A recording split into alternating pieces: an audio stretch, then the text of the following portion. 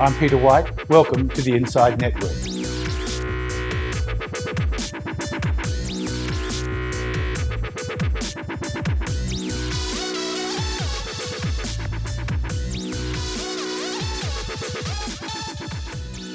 Welcome to INDepth. I'm Peter White, and my guest today is Victoria Hardie from HMC Capital Partners.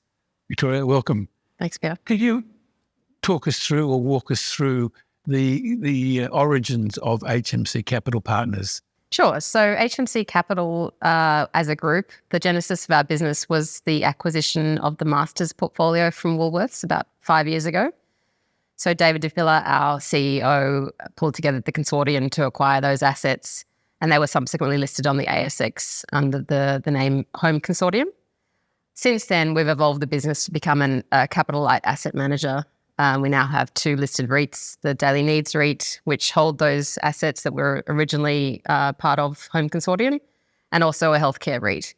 And now we are expanding the business further into other alternative asset management solutions, including HMC Capital Partners, which is a high conviction fund that invests in listed equities with an aim to catalyse greater returns for our investors through proactive involvement in our investee companies.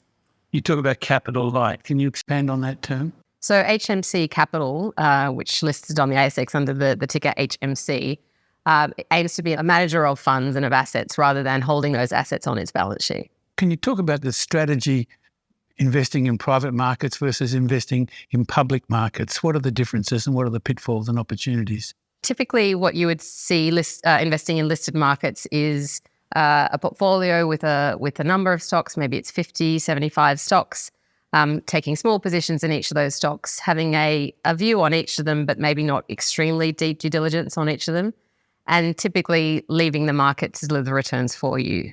A private markets approach tends to be more influential, try to exert more control over the investee companies, and actually use the skills of the manager to try and deliver returns.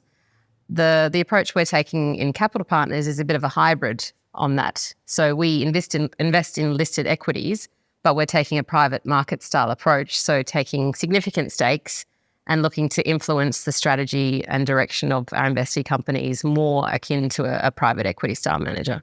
One of your skills or aims is to find undervalued companies, which I guess every investor is looking for. What is your secret sauce in identifying those undervalued companies that are listed? We look for some of the indicators of companies that might be undervalued because of conglomerate discount, because strategy might need some tweaks, because of cyclical factors, because management or the board might need some change. And we use our background and expertise, which is primarily out of investment banking, to try and catalyse or crystallise the value that we see through creative deal making or causing those businesses to be split up or sell assets or change direction, whichever we see is the way best to close the value gap that we see. In your experience, is there one indicator more than others that you seem to be recurring or returning to in terms of identifying value and undervaluation? Most typically we see there's just been some missteps from management on the strategy, and having some clear-minded active investors on the register might help to redirect the strategy in a better direction. With rising interest rates, there seems to be an increase in volatility. And how does the volatility play to your long or short suit in terms of opportunities? I presume you don't mind volatility. Absolutely, yes. So while we're in the deployment phase of the fund, we see volatility as an opportunity. So it provides those windows of great buying where stocks that have long, good term fundamentals, but for whatever reason have just sold off because of market sentiment, provides us that window to get set with a significant stake at a good entry price. Many experts and even the treasurers are predicting downturns in the economy. What's your view on the immediate outlook in terms of recession, no recession, maybe recession? I think we are going to see a slowdown. We're anticipating that we'll have inflation tracking above targets for at least the next 12 months. So we're not anticipating interest rate cuts anytime soon, and that will mean that there is going to be some some pain and slowdown in the economy. And more volatility. Yes, which we don't mind. No. And healthcare, you're active in the healthcare sector. You have assets in that sector. Can you talk to me about the thesis of your interest in healthcare and your investing in healthcare and where you see the sector going? Sure. So as a group, HMC Capital has our healthcare REIT, obviously. So we see that as one of the asset classes where there are long-term strong tailwinds. Within HMC Capital Partners, we have one healthcare investment so far, but we just see that the demographic trends around an ageing population growth mean that that's a sector that will grow, notwithstanding we might have some slowdowns in the economy. It will continue to grow over the medium to longer term. You have two funds that are listed and two that are unlisted. Can you explain the reasoning behind that spread of or structure of the business? Part of it is just to have a diversity of investors. So the listed REITs are permanent capital and have access to capital through the listed markets. The unlisted funds are open to wholesale and retail investors, giving them access to a strategy that typically isn't really available, particularly to retail investors. So much more sophisticated alternatives strategy.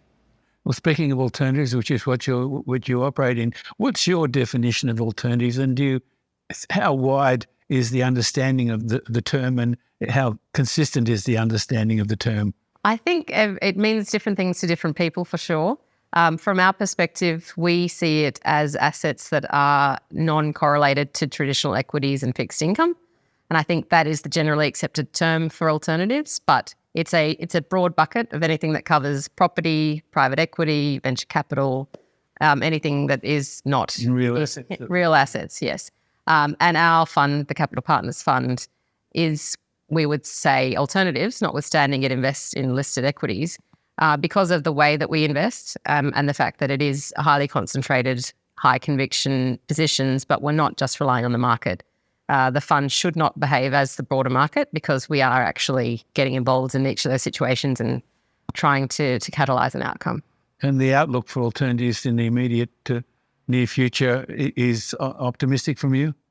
I believe so. It, in my opinion, should be part of everyone's portfolio as a diversifier, especially when we may see some hiccups in the equity markets in the near term. Victoria, thanks for talking to us today. Thank you.